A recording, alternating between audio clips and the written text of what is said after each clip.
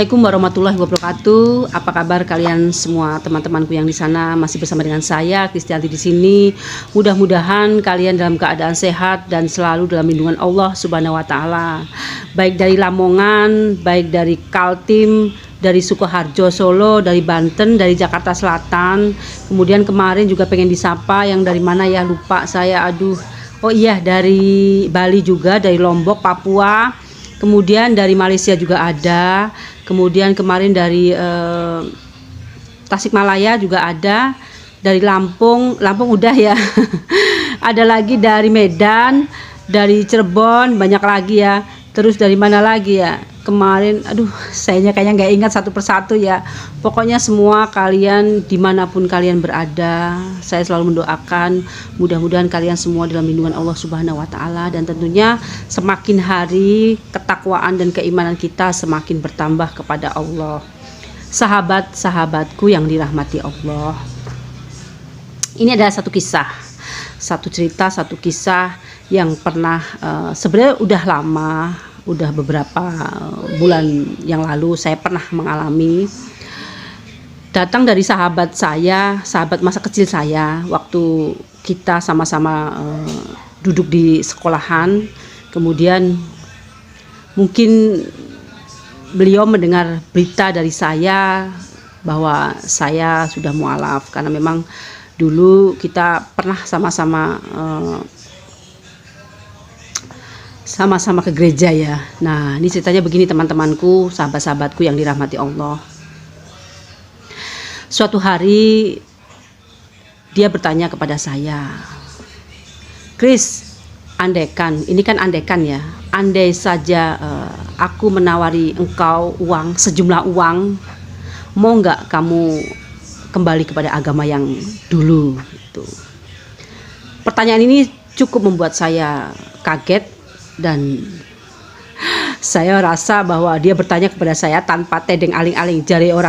Kata orang Jawa ini tanpa tedeng aling-aling, jadi tanpa merasa bersalah atau dengan cueknya gitu ya. Mau nggak kamu kembali ke agama yang sebelumnya? Saya kasih uang, sejumlah uang. Lalu saya bertanya, emang kamu punya uang banyak? Saya bilang gitu kan. Ada, katanya gitu kan. Oke, saya mau tanya, memangnya kamu mau kasih berapa sama saya? Saya tanya seperti itu ya. Lalu sahabat saya ini menyebutkan nominal, kalau aku kasih kamu 500 juta gimana? Saya sempat kaget, banyak uang juga ya kamu, saya bilang gitu kan.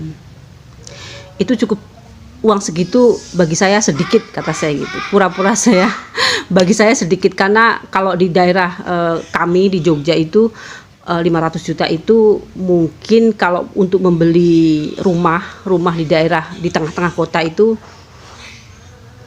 belum dapat, karena memang rumah di daerah Jogja itu sangat mahal. 1 meter itu bisa mencapai 20 juta, 20 hingga 50 juta, apalagi dekat kawasan Malioboro.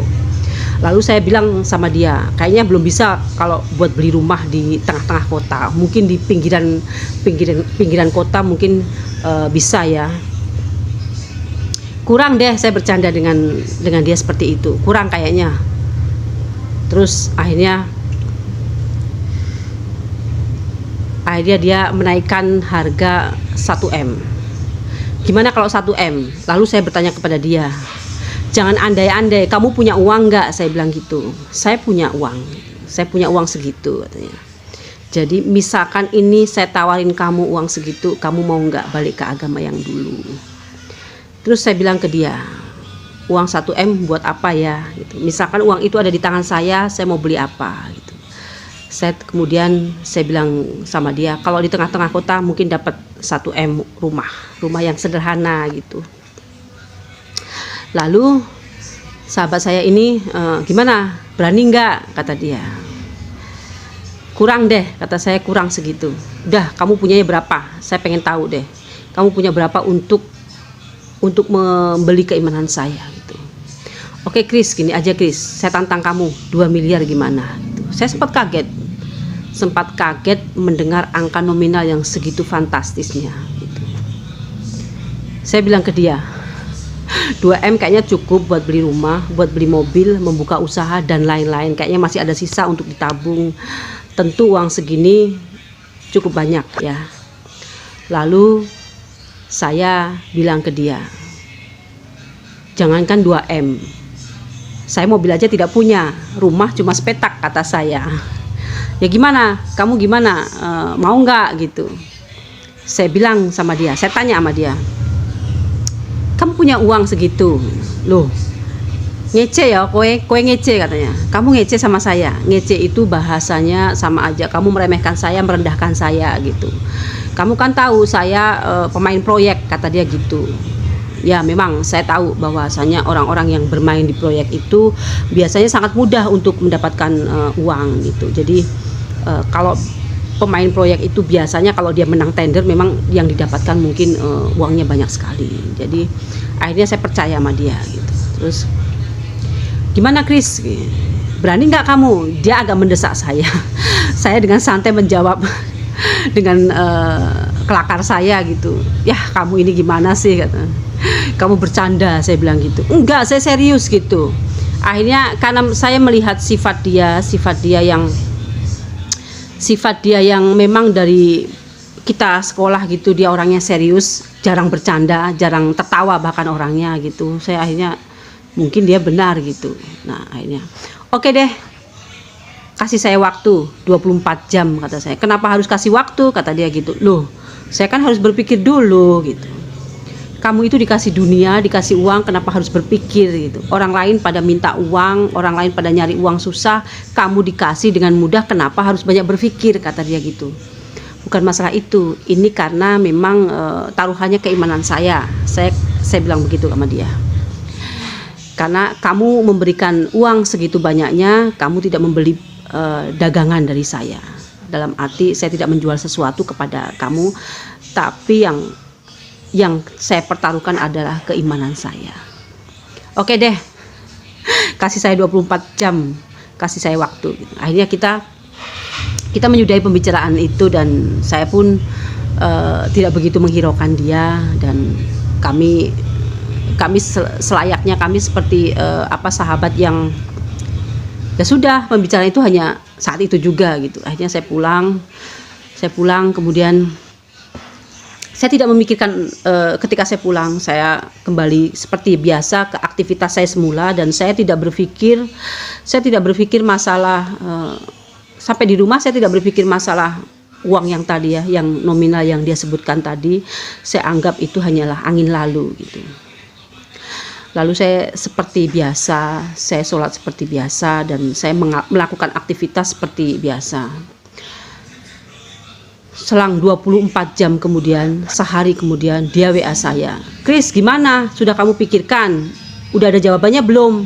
Rupanya dia serius dengan tawaran dia.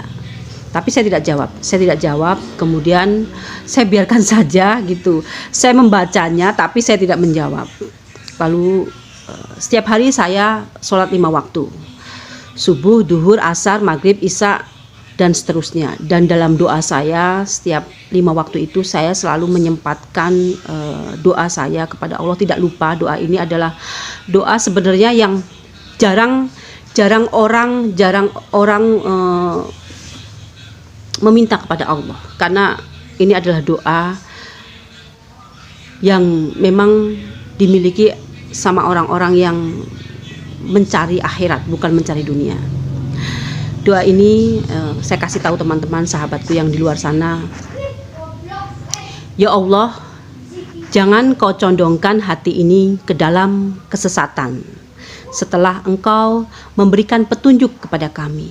Saya selalu berdoa di dalam sholat wajib 5 waktu saya seperti itu, dan setiap malam saya menyempatkan diri untuk sholat tahajud.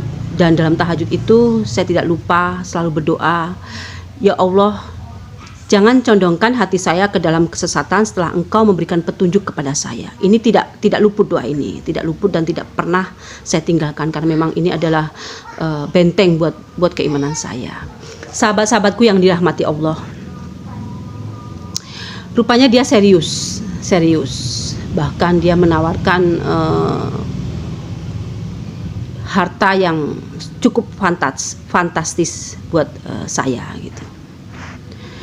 Akhirnya selang beberapa hari kami bertemu, lalu dia serius katanya. Saya serius loh. Saya sempat berpikir gila gitu, gila ini uang orang kok banyak uangnya gitu, karena memang dia pemain proyek. Jadi akhirnya saya nanya ke dia, apakah kamu hanya punya uang 2M, tidak ada yang tidak lebih dari itu gitu. Loh, masih kurang, uang segitu masih kurang Chris katanya. Uang segitu banyak sih, banyak sekali, tapi dengar jawaban saya gitu.